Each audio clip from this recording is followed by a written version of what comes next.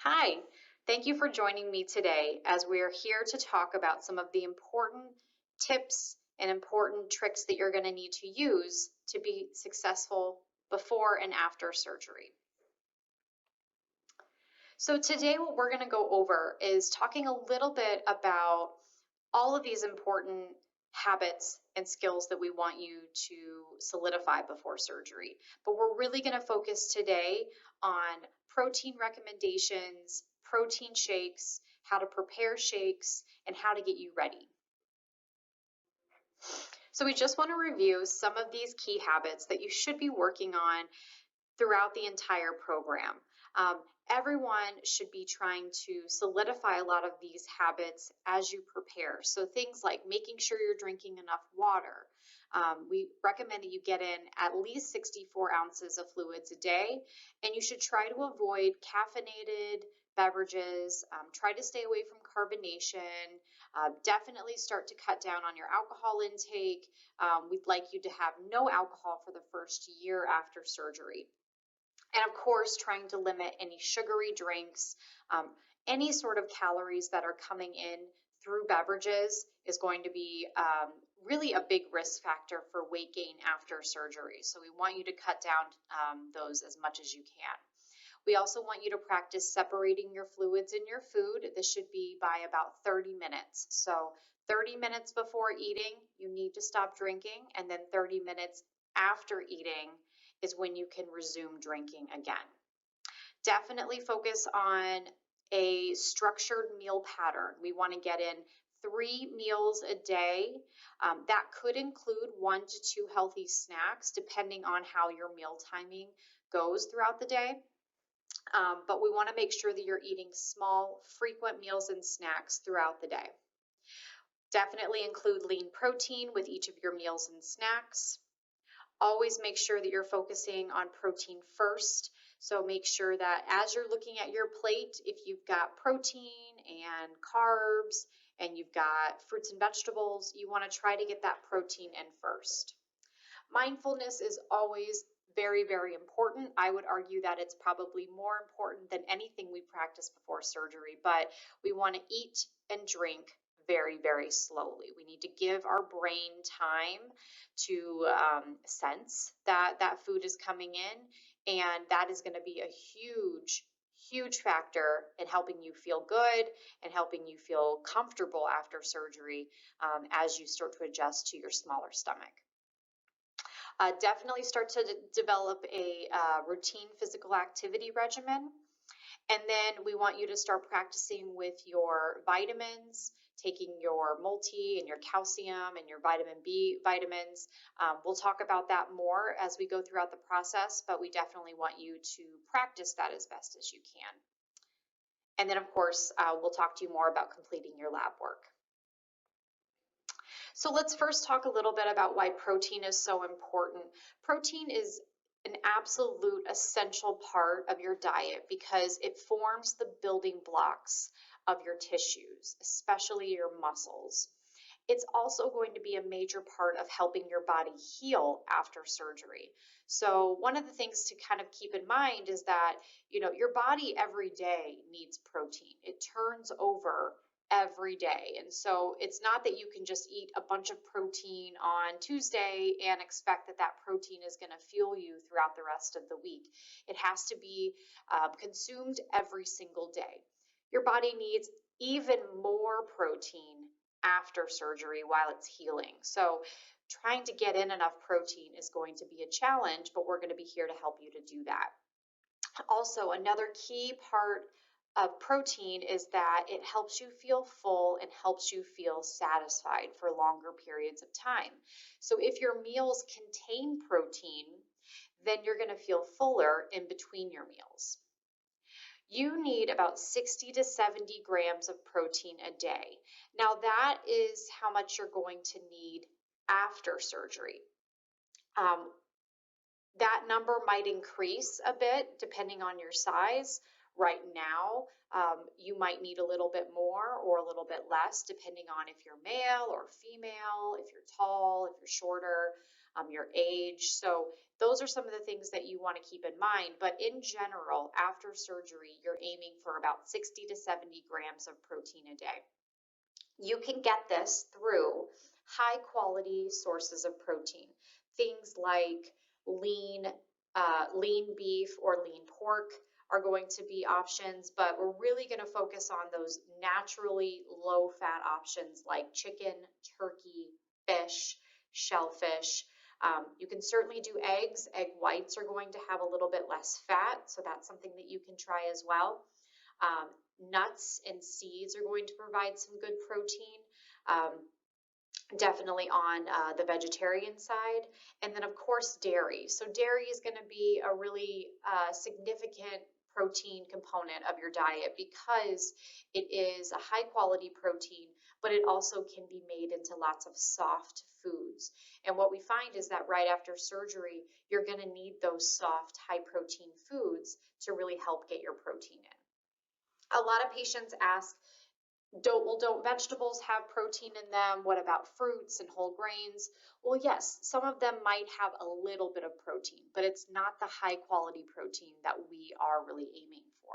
We really are going to need to focus on lean animal sources of proteins or soy products that are going to provide high quality protein sources.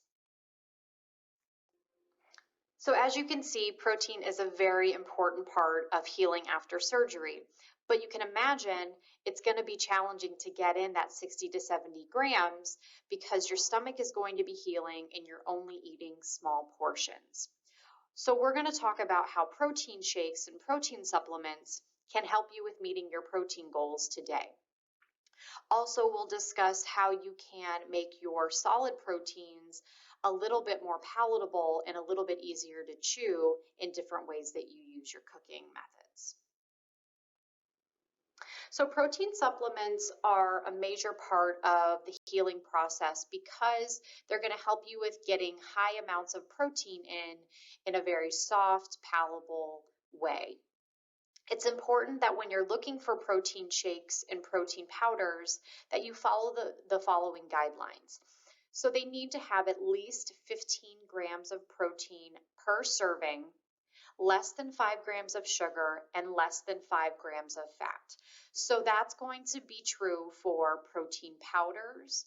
You also want to try to hit that as best as you can if you're drinking a ready-to-drink protein shake. So let's talk about protein powders first. Protein powders are going to be very helpful for you because you can use them in a bunch of different ways. So first, you can blend them with liquid or ice to make a shake, a smoothie, or a beverage. You can also use powders to add protein to different soups. You can add it to yogurt, you could add it to cottage cheese or pudding, any of those things that you're able to tolerate. You can add the powder to it and it will help boost the protein intake. So there are different types of protein powders. You've got creamy protein powders that are going to be flavors like vanilla, chocolate, strawberry, and those are going to be the most common protein powders that you're going to find on the market. You also can find some clear protein powders. So these are going to be powders that mix into water and they're going to look like fruit punch or Hi-C. You could also take powders like this, mix them into water, and then you could freeze them into popsicles. Some people make Jell-O with them. So it's another creative way to use your protein powder. And the last option we have is unflavored protein powders or savory protein powders. So these are not going to be sweet. They're going to be a little bit more, either the unflavored ones are completely tasteless, or you're going to have ones that maybe taste like chicken broth or tomato soup or something like that. So those can be used as another way to get in your protein. So the pros of protein powders, well, they're less expensive than ready-to-drink shakes. You can usually buy them in large tubs, and so the price per ounce is a lot less. The other thing is that they are very customizable. So you can add fruit to them, you can add spices, you could change up the type of liquid that you use with protein powders. So you can really make it very creative. Some of the cons to protein powders: you need to use a blender, you need to mix it up either with a blender or with a shaker bottle. So that's something that you might have to prepare a little bit more for. And they're also not shelf stable once they are prepared. So once you put them in the fridge, if you've blended them up, if you put them in the fridge, they sometimes will start to separate. So they probably need to be eaten within an hour of preparing them. So how to prepare a protein shake. So you're gonna use a blender or a shaker bottle, either way. In a blender, you're gonna take a serving of protein powder, which is either 1 or 2 scoops. So keep in mind that some protein powders, their serving size is going to be 1 scoop, and sometimes it's going to be 2 scoops. So you have to look at the back label and you have to follow the directions. That's probably going to be about 20 to 30 grams of protein just from the powder. Then you're going to add 1 to 1.5 cups of water, skim milk, unsweetened almond milk, or unsweetened soy milk in order to give it some liquid. Then you can add up to 1/2 cup of fruit. So something to keep in mind is that if you're on the pre-op diet, you don't want to add fruit, but this is something you certainly could do to give your shake a little bit of flavor, and you could certainly do that now as you prepare for surgery, or you could do it to add a little bit of fiber to your shake during that post-op period. And then you could add water or ice to give it a little bit more volume, or to whip it up kind of like a milkshake. You blend it completely, and then you can enjoy it. With the shaker bottle, it's pretty similar. A lot of people will take their shaker bottle and they'll add in their powder maybe at the beginning of the day, and then they'll take their blender bottle with them to work, and then they just add water in whenever they're ready to have their shake. Blender bottles or shaker bottles have a little whisk in the bottom that once you add your liquid to it and you shake it up, it starts to blend it for you. So it's really convenient.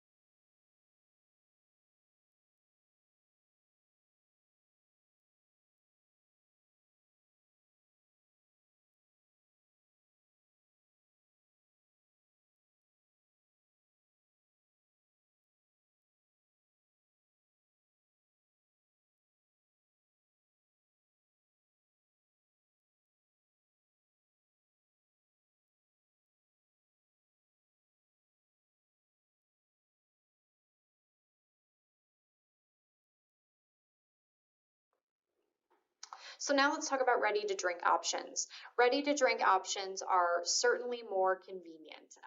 So a lot of people really enjoy them. They don't want to think about making a shake or a drink, so they just buy these. Um, there are lots of different types of ready to drink shakes. You of course have your creamy shakes like Premier Protein shakes, Ensure Max Protein. All of these are going to come in either a plastic bottle or kind of like a cardboard box bottle. And they can be found in lots of different drugstores, big box stores, grocery stores. They're very easy to find. You can also find some clear protein drinks like Isopure Clear, Premier Clear, BiPro. These all look kind of like Gatorade. And so they taste like Gatorade or Powerade or something along those lines. And so those are really nice, especially during that early post-op period when you're maybe struggling with getting in the creamy shakes. These could feel really nice and be really refreshing. And you can pair these with a piece of fruit to make it more filling or to provide a little bit more fiber. So obviously the pros of ready to drink shakes, they're very convenient. They're quick. They're shelf stable, so you can keep them in your car. You can keep them in your pantry without having to refrigerate them. They do taste better when you put them in the fridge or when they're cold, but it's very convenient and very good for being on the go. They can be more expensive though. So, one thing to think about is that if you're on a tight budget, a ready to drink shake might not be the best option. And they don't have as much fiber. So that's kind of why I usually tend to recommend having a piece of fruit with it. One thing to keep in mind is that you should probably have a mixture of the two, right? So you should have some ready to drink shakes, some protein powders. Having a couple of each is usually a good way to go, because then you have the choice of which ones you want to use. So this is just some more examples of different protein supplements. Of course, you have your powders. Those are going to be up here in the tubs. You've also got some of your clear options down here. Isopure is another very popular clear drink.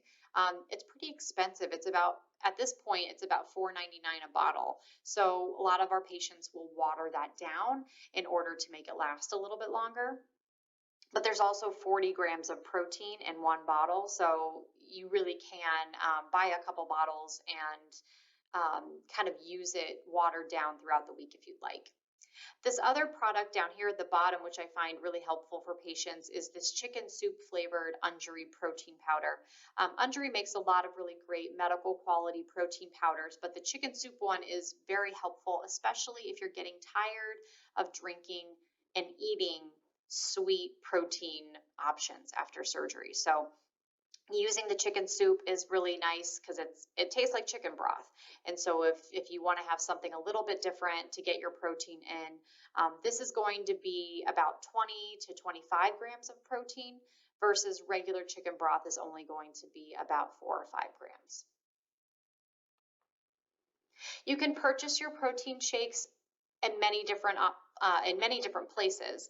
So you can certainly get them at your drugstores like CVS or Walgreens. You can get them at grocery stores, and you're going to find that in like the pharmacy section. Costco and BJ's are really great places to buy shakes. We've had patients get really great deals there. And Vitamin Shop and GNC are going to have a really large variety of these different types of products. And of course, Amazon has a lot of different stuff that you're not going to be able to find necessarily in your local stores. So that concludes the presentation for today, reviewing everything about protein shakes. If you have any questions, please feel free to contact us either by getting a hold of your dietitian directly or calling our front office. They can certainly direct you to one of the dietitians to answer any questions that you have. We are now going to lead you into a quiz to make sure that you understand the information. So make sure that you click on the next document within your Thinkific page and complete the quiz, and you will be able then to review your results and go over it with your dietitian the next time that you meet. We hope you've enjoyed this presentation, and again, contact us if you have any questions at all.